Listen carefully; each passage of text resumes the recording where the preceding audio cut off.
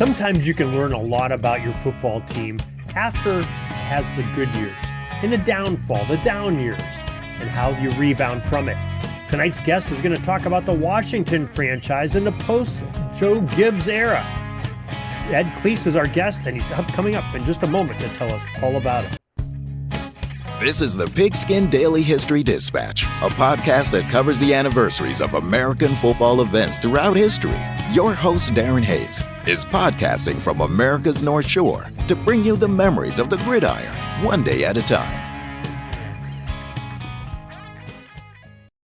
Hello, my football friends. This is Darren Hayes of PigskinDispatch.com. Welcome once again to the Pig Pen, your portal to positive football history. And we have an interesting episode for you tonight. We are going to go back in time, not too far back, not the centuries that we go back sometimes. We're going to go back some decades that many of us will remember and talk about some Washington NFL franchise teams, Redskins, probably a little bit into Commanders, the Washington football team. Talk a little bit about that with our guest tonight. His name is Ed Cleese.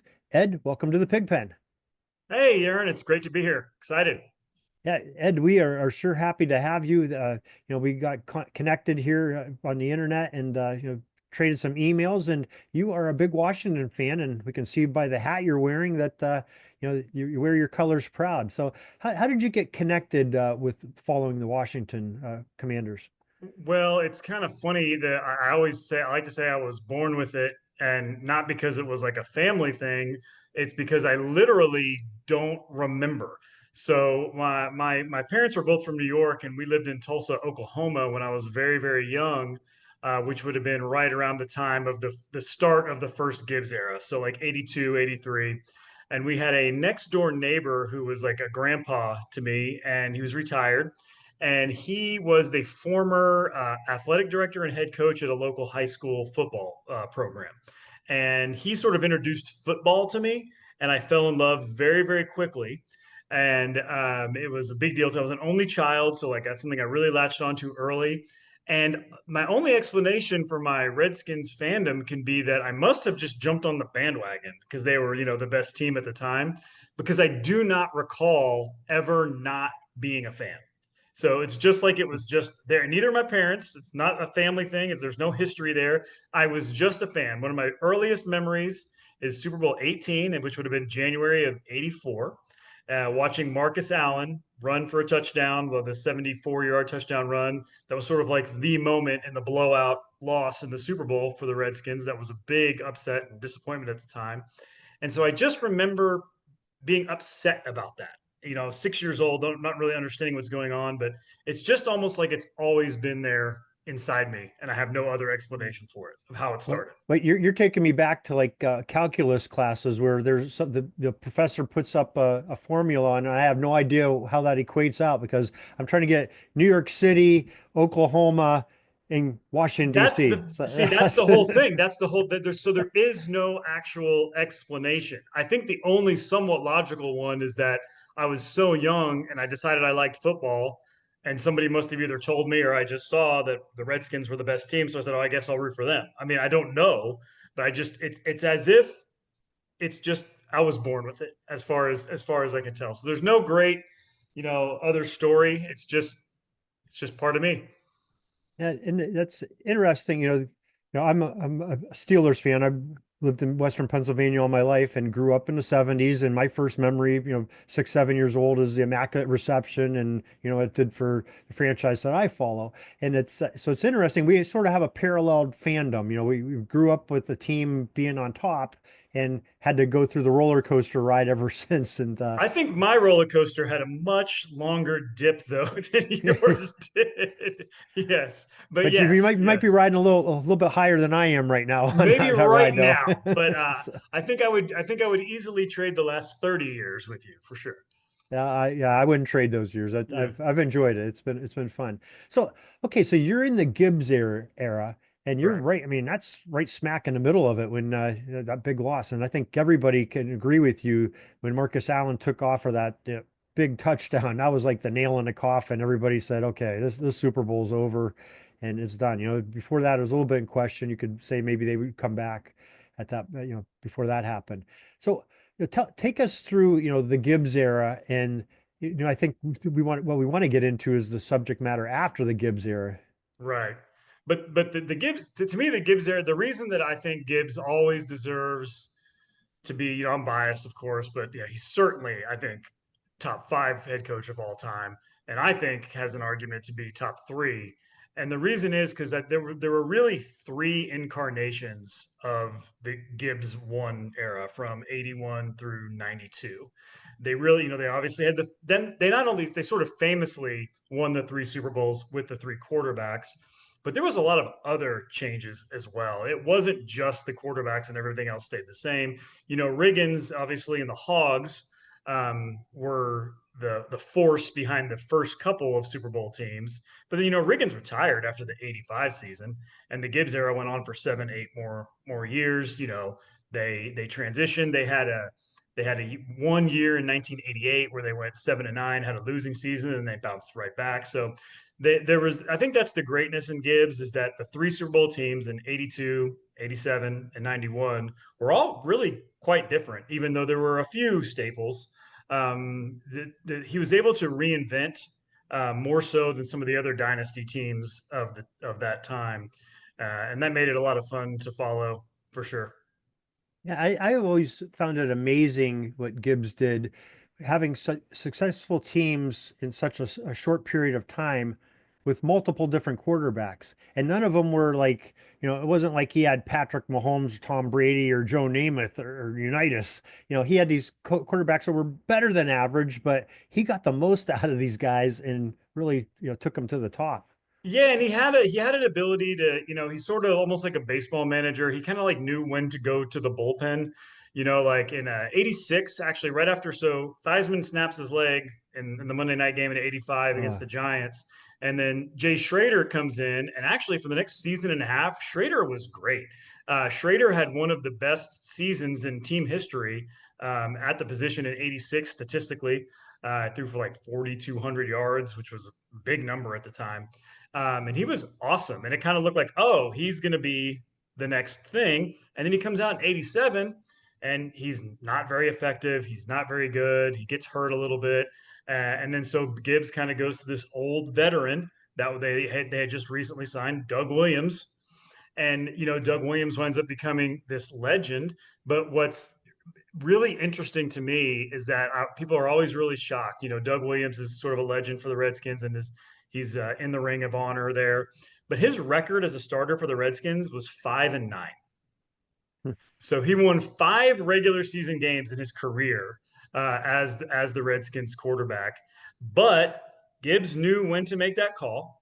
And in that postseason of '87, Williams got hot. They beat the Bears, they beat the Vikings, and then he has this just transcendent game and half against the Broncos in January of '88, where they scored the 35 points in the second quarter, and he can't miss. He's just on fire. And then the ring lasts forever after that. So the 5-9 record really doesn't matter. It's the moment that he had, and then they got us over the hump, and that Gibbs kind of knew when to pull that trigger from Schrader to Williams, and then the next year kind of knew to get off of Williams, and they started to make the transition to Mark Rippon. So he was bold. He had that sort of instinct of knowing his team and what the next thing was always going to be. So he was able to just continually reinvent the offense a little bit. And 3 Super Bowls later, I think he goes down as top 3 coach of all time. Yeah, he definitely deserves that because, like I said, and Doug Williams, I can remember him from the '70s.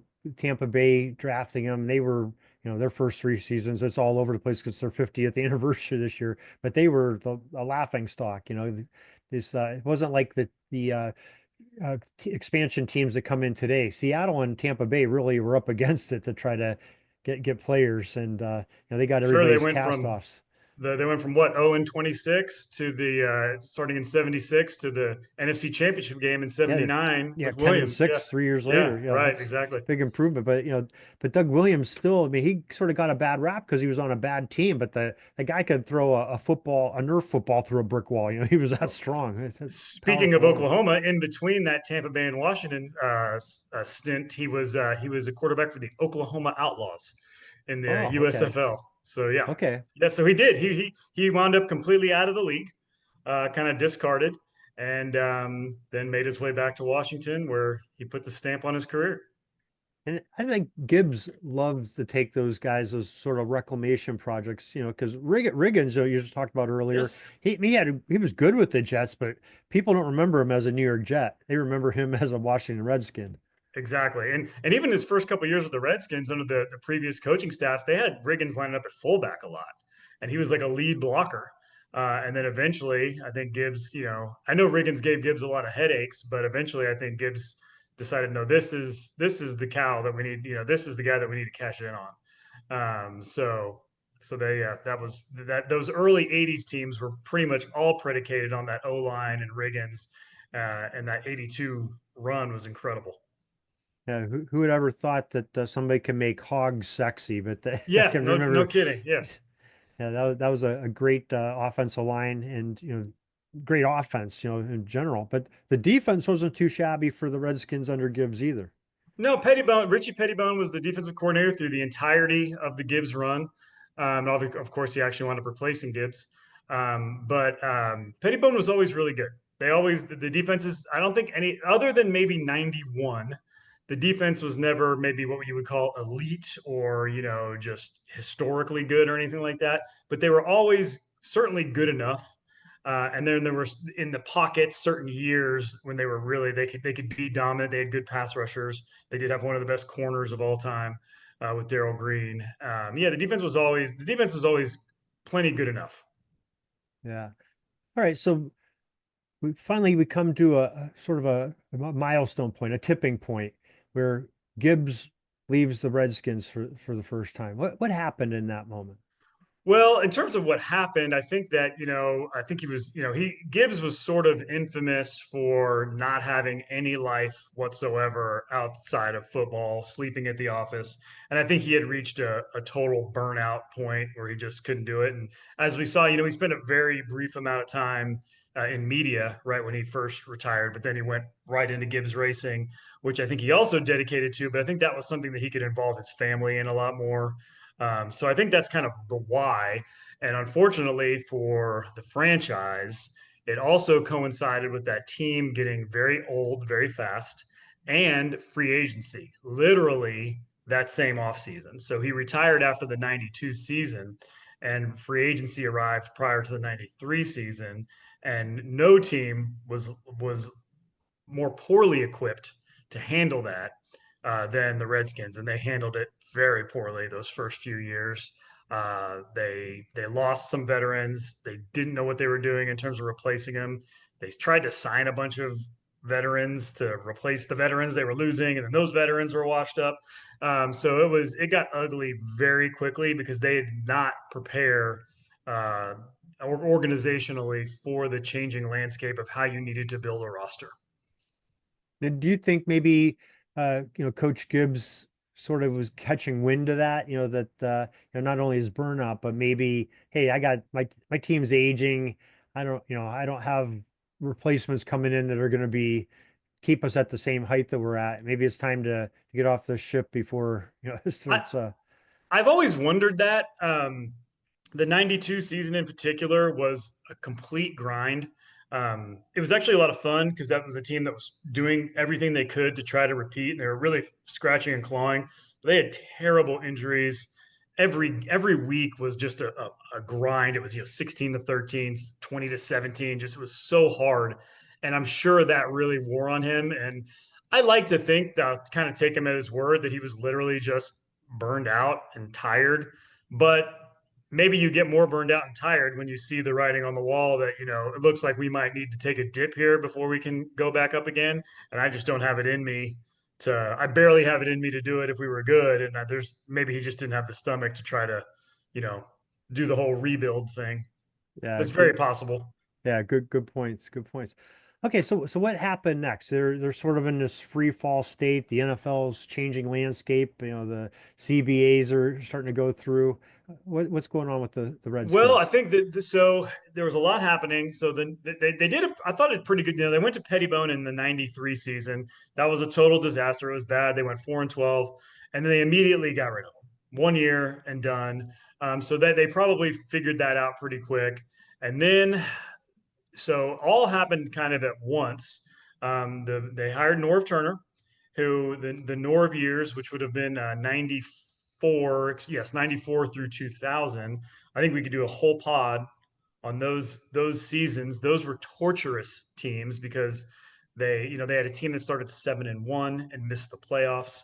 They had these late season collapses. They would beat good teams and then lose to bad teams, and they were just always close but no cigar, and they didn't make the playoffs until '99. So the first 5 years of the Norv era, they didn't even make the playoffs.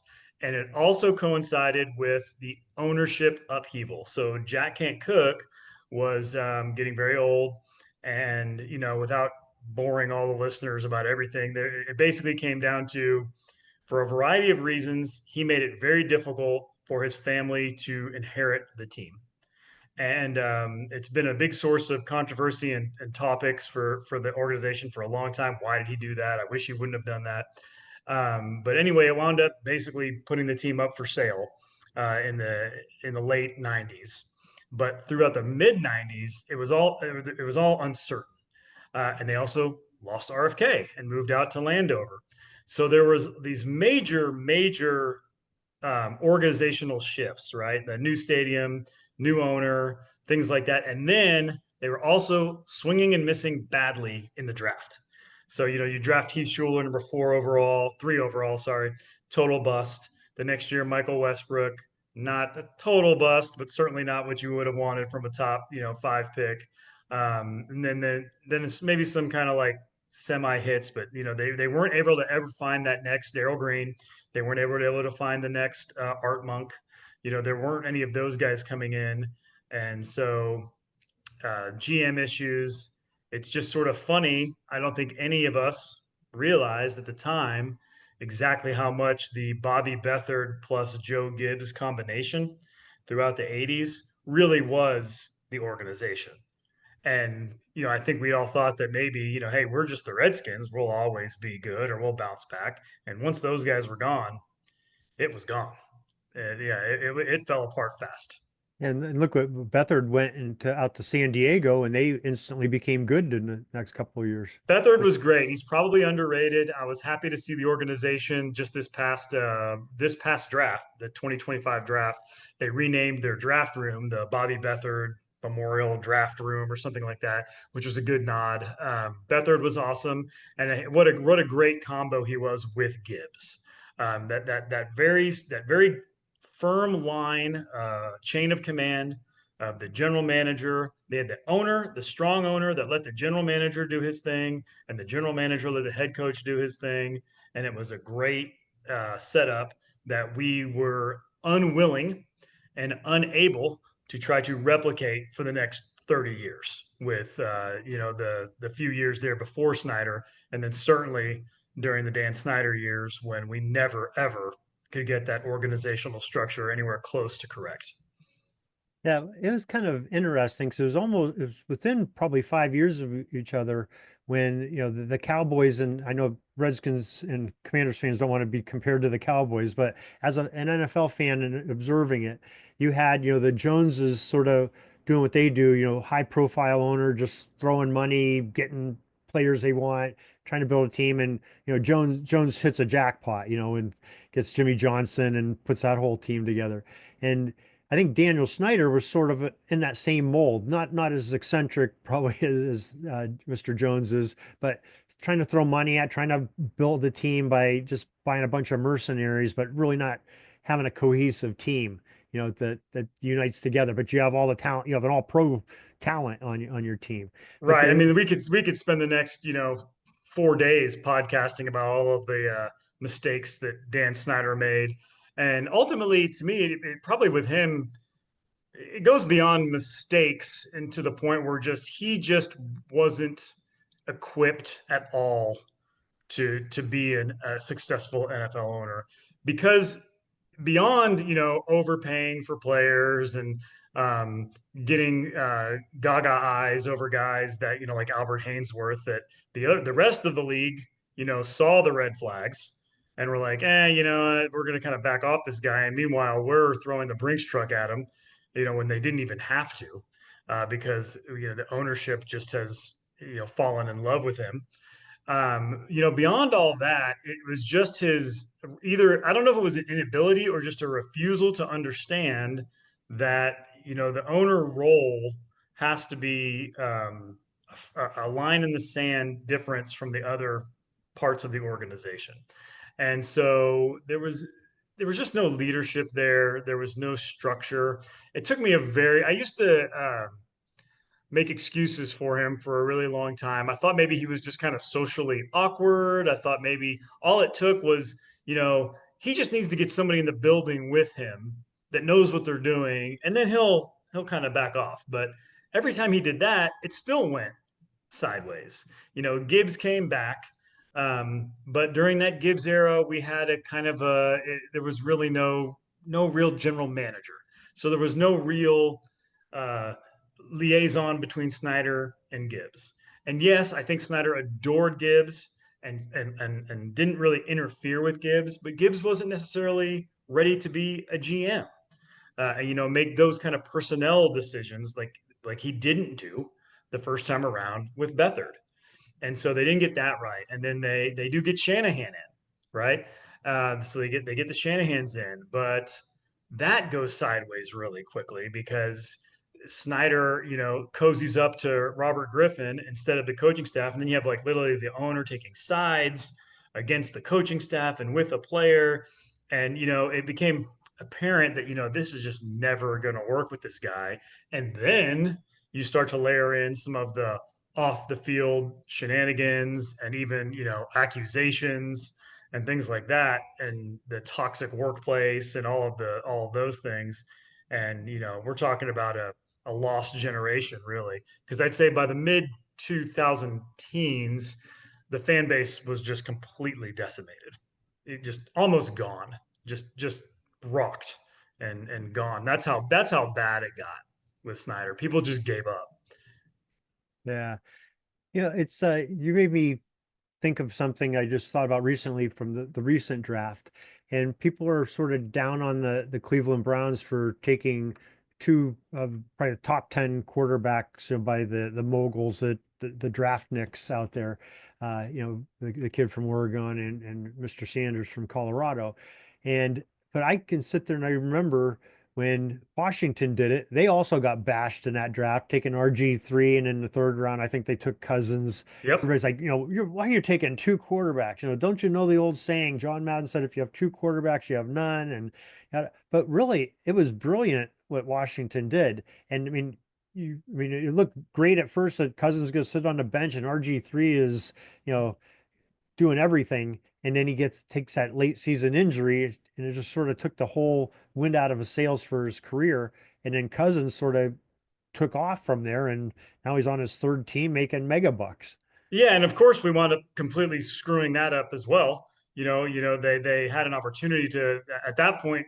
Bruce Allen was the general manager, who was sort of a proxy to Snyder, and they had an opportunity to re-sign Kirk Cousins and didn't make a competitive offer. He winds up going to the franchise tag for 2 years. They allegedly, or rumor has it, that the 49ers were willing to give up a top 5 pick for Cousins, but because the Redskins brass at that point had such vitriol and hatred of the Shanahans in San Francisco, they wouldn't even make the deal. And now they wind up with literally losing him for absolutely nothing, because after you can only franchise a guy twice, and then he winds up, walking in free agency, and they get nothing in return. Not only do they get nothing in return, but now they have no quarterback, so they overpay in a trade to get Alex Smith. So that was the story for the entirety of the 25 years of the Snyder era. anything good that happened, they were going to screw it up. They were going to turn it to mush one way or another. Nothing would last. Nothing. And everybody started to be able to see that. And that's how we go from uh, the glory years of the first Gibbs to just a dead franchise prior to him finally miraculously being forced to sell. Yeah. There was the once was a 1 or 2 seasons where they hired Steve Spurrier. They took him away from a very successful Florida Gators program. Yes. He's He on top of the college world, and it was kind of an interesting decision there. I think a lot of people in the NFL, the fans, were sort of watching that to see how that would go. What was your take on the whole Spurrier? I will give Snyder this, especially maybe for the first, let's say, 15 years of his ownership. He was pretty good at providing some off-season hope. They always kind of won March for sure. You know, they were sort of the March and April champions of the NFL. They every time you thought that the 2000 they went. Don't forget they also went from Norv 1 year of Marty Schottenheimer, screwed that up. Of course, Snyder got cross with Schottenheimer. They wound up firing Schottenheimer after one relatively successful season. And then everybody's like, "Oh my God, what's this Snyder guy doing?" And then he kind of like, well, he brings in Spurrier, and everybody kind of gets excited about that. And I will admit, I was very excited about that at the time. And then halfway through the first season, you're like, "Oh man, Spurrier is not." He just, to me, it was never been more obvious the guy was not engaged. He was just, I don't think he ever wanted to really put in the work that an NFL coach does. I think in some interviews and stuff, he sort of almost admitted that. Like, look, I'm not a burn the midnight oil. I'm not there till 3 a.m. Yeah, he just kind of wanted to draw up some plays and throw the football around a little bit. And I think when he got to the NFL and found it to be such a grind, probably also working for a guy like Snyder, that I think Spurrier very quickly was like, peace out. I'm done here. And it was there's some funny stories from that era. I think there was one about, I don't know if it's true or not, but it was in training camp, and Marvin Lewis was their defensive coordinator his first year there, which was a really good get as well. So not only did they bring in Spurrier, but they brought in Marvin Lewis. And there was a story that I guess it was raining at training camp, and they said that Spurrier was looking out the window and he said something akin to, "Well, I guess we're not practicing today." And Marvin Lewis kind of looked at him and said, "Coach, it's the NFL. We practice even if it's raining." And so there was a lot of stuff like that. But he was probably a little bit the 2 years of Spurrier were probably, at least there was some charm to it. There was some lovable loser part to those couple of years, I guess. Yeah, I have some friends that are Washington fans, and one brought up to me a couple years ago an interesting point, which I guess I never really thought about. He said if they would have kept Spurrier a little bit longer and Spurrier changed the logo back to the old, what was the spearhead Yes, logo from, what was it, from the 60s? correct. And it Yes. was sort of reminiscent of his foe in college, the Florida State. Uh, but if he had done that and Washington had kept that, they might still be the Redskins to this day. I don't know about that. Because I think that one, the reason that the name changed. Well, gosh, talk about another rabbit hole Yeah, to go down. I give you a lot of rabbit holes we're trying to Yeah, that's a avoid. major rabbit hole. But yeah, you know what? Ultimately, the best way to just to answer that would be Snyder would have screwed it up one way or the other anyway. Whether there was nothing there's no what ifs about the Snyder era that would have turned out positively. None. Maybe a couple things here or there that for a season or two it could have been better, or maybe this 1 year could have been a little better. But it was not going to work as long as he was there ever. And then that's my bottom line on that. It was just never going to work. All right, well, you're in a new era now. So New era, yes, you're new quarterback in a last lot year, of new ways. coach. The ownership's changed up. What is the feeling for the I will Washington say this, and franchise? it's I guess you kind of you dive into some life stuff too, because now I have kids that are old enough to experience it. I will say this: last year, the 2024 season was the most fun I've had as a Washington fan honestly in 30 years. It really was. It was truly that much fun because even though it feels like a new era and a lot of different name and things like that, it felt like when I was a kid again in a lot of ways. Meaning there wasn't that dark cloud hanging over where you're like, well, even if we win this game or win these next couple weeks, well, he's still the owner and we're still going to mess this up now because now the wins felt so hopeful. Like, hey, we won this game. We can win another. We can make the playoffs. There's nothing holding us back now. We're just a normal NFL franchise again, where anything is possible, good or bad. But the hope was back. It was so fun. I got to go to a couple games last year, including the game at home against Philly right before Christmas, where Daniels let him down in a last second touchdown. That was joyful. It really was. And to see the fan base get to experience that and to be with my kids and family and to be like, oh my gosh, it's okay to be a Washington fan again. We don't have to be embarrassed anymore. Was just really, really fun. And, it's very exciting. And just honestly, it's just a relief. It's just a relief because I wondered for a long time. I was like, maybe this is just something that's kind of in my past and it's just gone forever in a lot of ways. But it feels back now. But it had to be a high point for you. What was it? The Chicago game with the last second, the long. That was just to say that I was home for that one. We have a nice little setup on our back patio, and the neighbors were calling to check on us based on what I did once that Hail Mary hit. The noises I made and the jumping up and down. We had a couple of neighbors check on us, wondering if everything was okay. So yes, that was super fun. And for the next, I probably watched the replay of that and on the various, Twitter links and all the different angles and radio calls and the Spanish call. And I probably Mhm. watched it 250 times that next week. Yeah, that's the fun plays like that.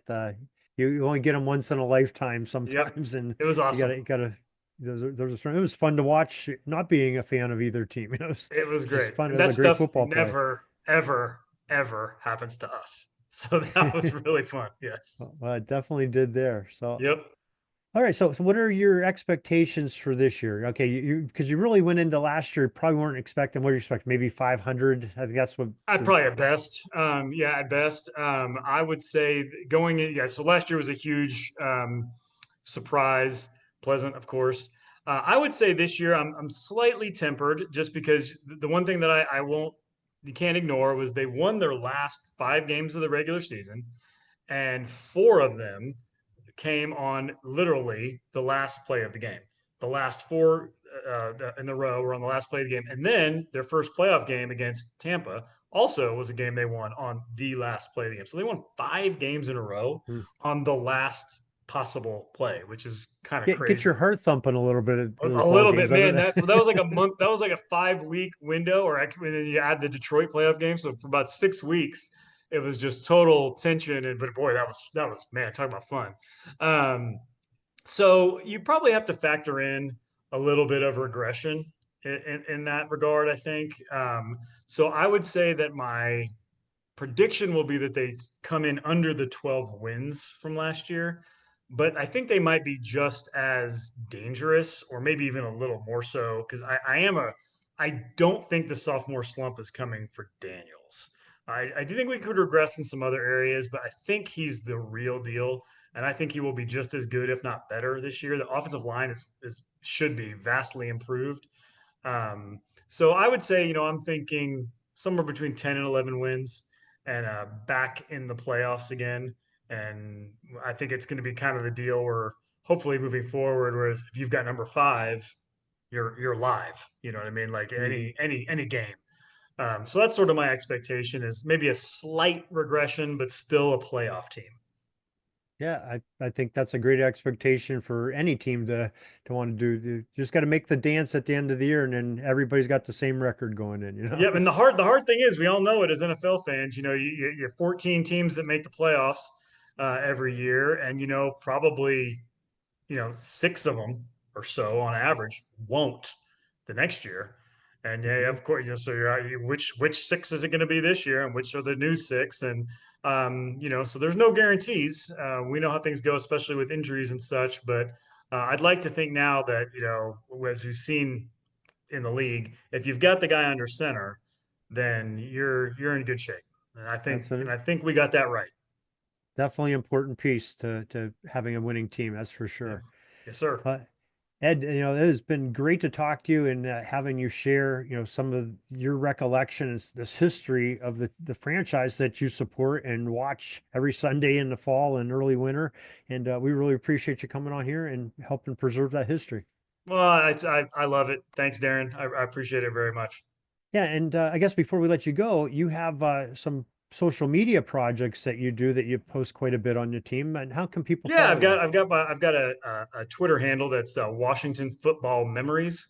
So I just go in there usually in this during the season daily, kind of bringing up things from the past, do little countdowns, things like that. So you can find that at just Washington Football Memories. And then my personal Twitter account is just me, Ed Cleese, and I talk about a lot of sports on there because I'm also a big baseball and basketball fan. So that's more general. But the Washington Football Memories on X is probably where you can get if you're looking for more Washington history and posts and things like that. That's where you'd find it. All right, sir. We appreciate you. Thank you. Thank you. That's all the football history we have today, folks. Join us back tomorrow for more of your football history. We invite you to check out our website, pigskindispatch.com, not only to see the daily football history, but to experience positive football with our many articles on the good people of the game, as well as our own football comic strip, Cleat Marks Comics. Pigskindispatch.com is also on social media outlets, Facebook, Twitter, Instagram, and don't forget the Pigskin Dispatch YouTube channel to get all of your positive football news and history. Special thanks to the talents of Mike and Gene Monroe, as well as Jason Neff for letting us use their music during our podcast. This podcast is part of the Sports History Network, your headquarters for the yesteryear of your favorite sport. You can learn more at sportshistorynetwork.com.